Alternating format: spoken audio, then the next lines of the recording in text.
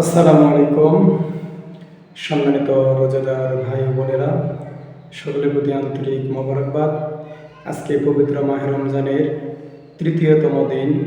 তৃতীয়তম দিনে আজকের লক্ষ্য এবং উদ্দেশ্য, যেহেতু আল্লাহ রাব্বুল আলামিন পবিত্র মাহে রমজানের রোজাকে ফরজ করে দিয়েছেন, কাজেই বেশি বেশি পরিমাণে বরকত পাওয়ার জন্য ফজরের নামাজের পর থেকেই আমার আপনার সকলের জরুরি কাজগুলো তাড়াতাড়ি সেরে ফেলার চেষ্টা করা উচিত। পুরো দিনটি জুড়েই অজু অবস্থায় থাকার জন্য চেষ্টা করি। যখন অজু চলে যাবে সাথে সাথে আবার অজু করে নিই।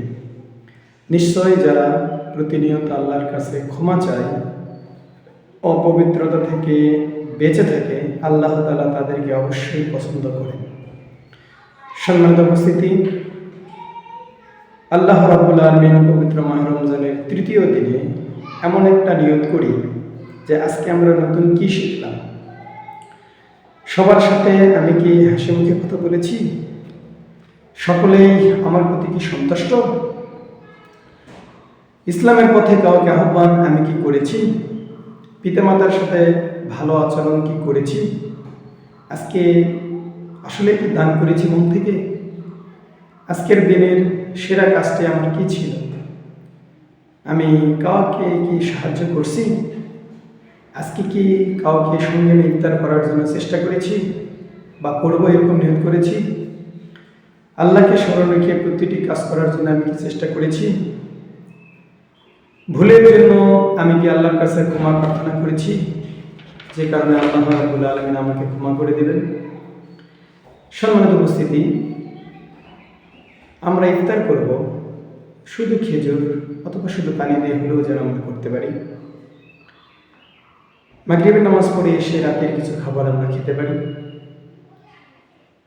ঘর বাড়ি সমস্তগুলি সুন্দর সুষ্ঠুভাবে ধোয়া মোছা করে যেন রাখতে পারি, পরিবেশ শান্ত করে রাখতে পারি। এবং আমরা যে কোরআন নাজিলের মাসে অবস্থান করতেছি, কতগুলো কোরআন তেলাওয়াত করেছি, কত আয়াত, কতটি সূরা মুখস্থ করেছি, কয়টি হাদিস তেলাওয়াত করেছি, এই ব্যাপারে আমরা একটু নোট রাখবো। নোট রাখার জন্য আমরা চেষ্টা করব।